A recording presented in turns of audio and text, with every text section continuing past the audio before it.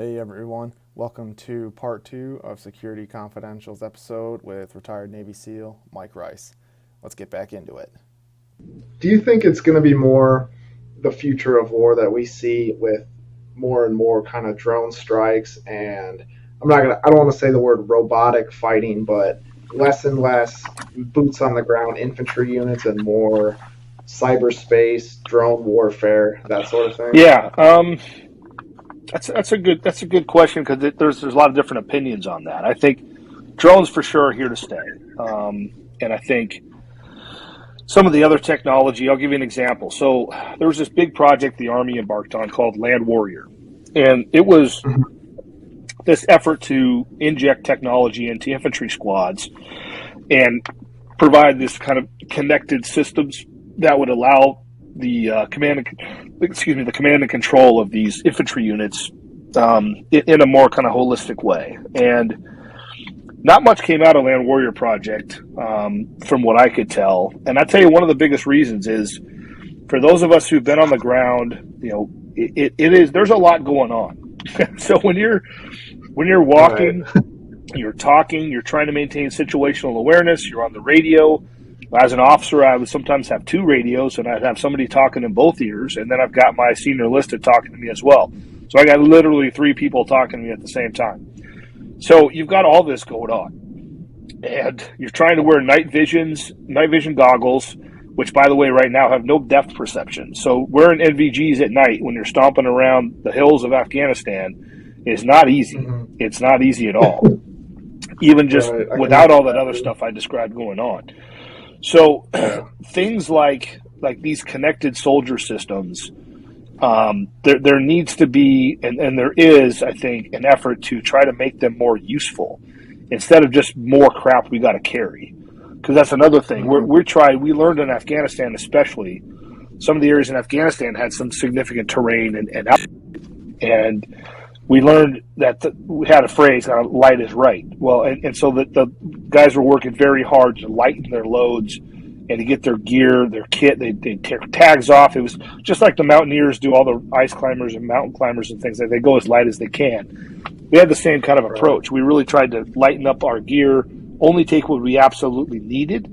And if you throw all that other garbage on there, like you got some helmet-mounted camera system and a backpack with a radio, but you have to have like a battery you've got to carry with you. You're talking an extra 20 pounds of garbage on you. And at the end of the day, some of it's just distracting. So I think there's going to be stuff in, sometime in the future that'll be more of an enhancement to your capability. But most of the stuff that I saw outside of just basic night vision and some basic communication ended up being a big distraction and a lot of extra stuff to carry and not value added, essentially, from my point of view. So that's from like the infantry guy on the ground. The other enhancements to command and control, to C2, all that definitely is needed. It's necessary to fight more sophisticated adversaries like the Chinese. And so that stuff is a big pain point, I think, right now in the Pacific, because if you look at the distances that those units there have to travel, and the fact that they would, if there was something like a Taiwan invasion scenario, the U.S. military would be fighting in the Chinese backyard, essentially. So, and we'd have to travel from places as far away as Guam and Hawaii and Australia. So it's a very different calculus out there. Command and control is huge. To go back to the SEAL on the ground in Afghanistan or Iraq, we tried to keep it as straightforward as we could. Some enhancements, but there wasn't a whole lot of like gadgets and whiz bang stuff out there. We just didn't have time for it. It was distracting. No, that makes sense because you guys are more of a quick in and out unit to begin with, so speed is always something you rely on heavily. Right, correct. Right. Speed and you just in the worst case scenario, you don't want to have a whole bunch of extra junk on you if you got to shoot, move, and communicate for long periods of time. So yeah, that makes total sense. Well, shifting to China a little bit, do you think that's going to be our next country of engagement? I'll use that term. Well, I think there's no question that they are the biggest threat that we face. And I know that because they say that. I mean, they're very open about their anti-American, anti-Western intentions. And I'll give you an example of what the Chinese do from an infrastructure point of view. So there's a growing realization now, thank goodness, in the West, that Chinese companies like Huawei are part of the Communist Chinese Party. And this seems kind of simplistic, but I think Americans really, prior to President Trump, because he was the one that was the first one to really raise the flag on this in a way that got people's attention for all his faults. Right. That was definitely something that he did. Companies like Huawei are arms of the Chinese Communist Party. So it's all one system. It's all connected. There is no such thing as a private sector in China. It's all the Chinese Communist Party.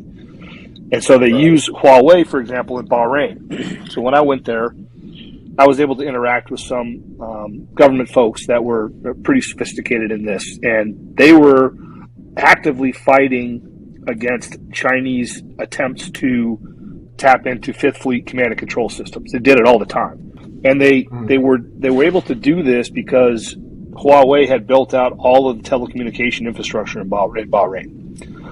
So they built out all the infrastructure, and so Huawei, of course, had a back door, so that means the Chinese Communist Party was able to surveil everything on the island of Bahrain. And they're able to do that and replicate that all over the world. So everywhere that Huawei has built infrastructure, they have back doors into it, they have ways of tapping into it, they survey everything. So it is, the Chinese are very aware of our weaknesses in the West and our lack of sophistication until recently of what their intentions were and what their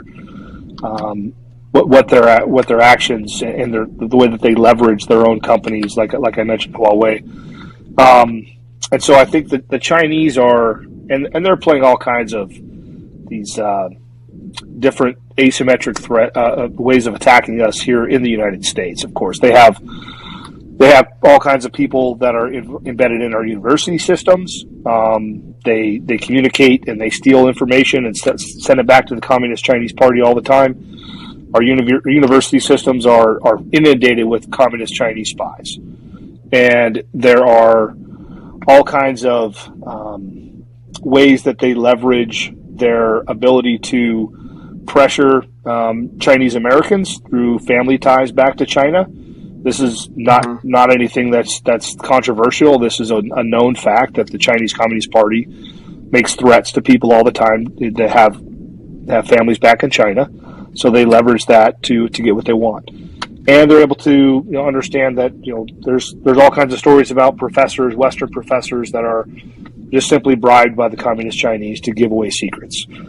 So that they also, of course, everyone should know this as well, but they're also, the Chinese are the main drivers behind this fentanyl crisis in the United States. That's the drug, the opioid crisis in the United States.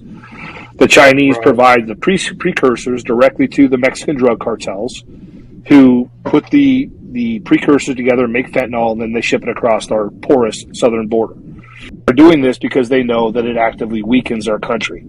It takes up resources. It takes up an enormous amount of time. It takes a lot of attention. It's very damaging to our country and to our culture, what fentanyl and some of these other drugs do. So the Chinese are direct actors in ensuring that they try to pump as much of that garbage into our country as possible. They also use their social media platforms.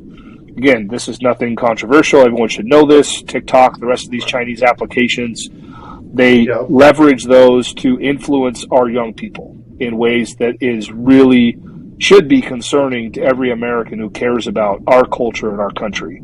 So, yes, the Chinese are across the board attacking us all the time, to say nothing of their cybersecurity attacks on us, which are, they've stolen hundreds of billions of dollars in IP, directly stolen. All these American companies that have their goods made in China, all of it's copied, all of it's replicated. They steal military secrets from us. They steal commercial secrets from us. They brazenly just copy all of our stuff. And so it's an across-the-board attack on our culture and our country. And, we're just now sort of waking up, I think. So. Yeah. I mean, the TikTok thing is a huge conversation, not just in the cybersecurity world, but if you turn on the mainstream news, you'll hear them talking about it too. And now finally, there's some government pushback to the application as well, and everything that it can get into. But you're totally right in that, from TikTok standpoint at least, their attack isn't meant to be on the adult population, but they're grooming and they're shaping the mind of America's youth, of these young kids who are just starting to come up, who in 15, 20 years, they're going to be the ones who have the say, who have the pull. Mm-hmm. It's crazy. Yeah, again, the Chinese are very sophisticated. They're playing a long war against us. They don't want to get into a shooting match with us right now. I think the chances of them directly invading Taiwan, from everything that my relatively uninformed position is, but I don't think they're going to invade Taiwan. I think Russia's debacle in Ukraine has kind of put whatever thoughts they had of that aside, because they are seeing the effects of Western sanctions on the Russian economy, and our ability to impact their economy is exponentially greater than our ability to attack the Russians economically. So there is I think a real effort on the Chinese part to look at how they can shape this next generation. So what do you think those balloons were that were floating over the United States that people are saying they're Chinese spy balloons, and then other people are saying they're UFOs, and other people are saying they're weather balloons from whoever? I actually had a conversation with a friend of mine that he works for a government agency just about this last week, because I was curious too. And right. So I don't know really anything other than what anybody else knew up until just this conversation. But I'll pass on a couple of things, because I think it's getting out there. It's relatively open source right now. But yeah, there were mistakes made after the big balloon was shot down. A couple big balloons were shot down, where some of the other ones were like some students' weather balloons or something like that. It was kind of a tragedy. I saw a picture of something online, and it was like the size of a beach ball. Yeah. I mean, a little bit of an overreaction, but they're trying to make up for their mistake. But at the same time, it may not have been a mistake, because here's what I learned. So this absolutely was a spy balloon. But if anything, it's an indication of just how the President Xi, the president of the Communist Chinese Party, he has so much control over that country and has removed any sort of really smart people out of his cabinet, that nobody wants to tell him no. Nobody wants to countermand anything that he says. And sometimes there's not a lot of sophistication, a surprising amount of unsophistication in the Chinese approach to things. So they put together this gargantuan balloon that was full of Chinese surveillance technology, and we were tracking it pretty much the whole time. And we were able to. So when I'm sure all the cybersecurity folks on this call know, when you're doing surveillance, you can also be surveilled. So it's a two-way street. Once you open up that line of communication, it can go back the other way as well. And so we were able to do some really good sort of data gathering on their technology, and they flew this balloon. They were trying to get information supposedly about some of our nuclear silos, and because they're still trying to learn how to build these nuclear silos like we have. So we just closed them up, shut them down. They didn't really get any information that was useful, because we were tracking it the whole time. And yes, was it embarrassing politically? Of course it was. And handled very poorly? Of course it was. The Biden administration did an awful job telling us what was going on and why, what was happening. But at the end of the day, there was not much useful information sent back to the Chinese. They really were kind of embarrassed, because they made them look really stupid. And we were able to collect pretty much all the stuff that was on that weather balloon. Once it got shot down, we had assets go over and collect it all up out of the ocean, and now we're able to reverse engineer all the stuff that was on that balloon. So overall, it was not a win for the Chinese. It was more of a win for us. It was more, I think it was the political damage was more on our side. But yeah, it definitely was a spy balloon for sure, but not a very sophisticated effort to try to collect information. Pretty amateurish, frankly, from what I understand. So Wow, that's crazy. I mean, it definitely goes to show how whatever media source wants to sway the conversation is exactly how the public is going to take it. Because how you put it, makes it does make it look like and seem how it was as a total win for the U.S. for us gathering this information about them and them really not getting anything in return. But if you've watched any news in the past 3-4 weeks, it's been all how China's spying on us and we didn't even know about it and this and that and the other thing. Yeah, of course we knew about it, but that's about as much as I know. Everything else I would say beyond this is speculation. So, yeah, we knew about it. We knew about it the whole time. There was just some decisions made, I think, which probably could have been communicated a little bit better. Well, where do you see the war in Ukraine headed? The whole thing in Ukraine, I think, it did expose the Russians for what my understanding for years, from talking to Army Special Forces guys that were really focused on this problem for a long time. I was focused in PACOM at the beginning of my career in the Marine Corps and then in CENTCOM. So those are really the only two areas. I never deployed to EUCOM. But I talked to some guys that did, and there was always a kind of a real there was we didn't think they were very good. We just didn't have any way to really prove it. Yeah, like their command and control systems, their logistics support, like their whole way of fighting just all seemed very kind of clumsy and unsophisticated. And so there was a lot of skepticism about how professional they were. And bottom line is that's what's been exposed here in Ukraine, is the absolute buffoonery that is the Russian army. I mean, they are absolute idiots and some of the least sophisticated soldiers on the planet. And there's just been example after example after example in this war about how they can't even do basic things right. Beginning of the war, remember the big convoy that came down?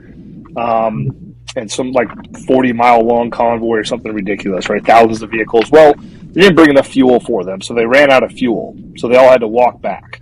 And they ran out of food along the way, so half of them were starving when they got back, too.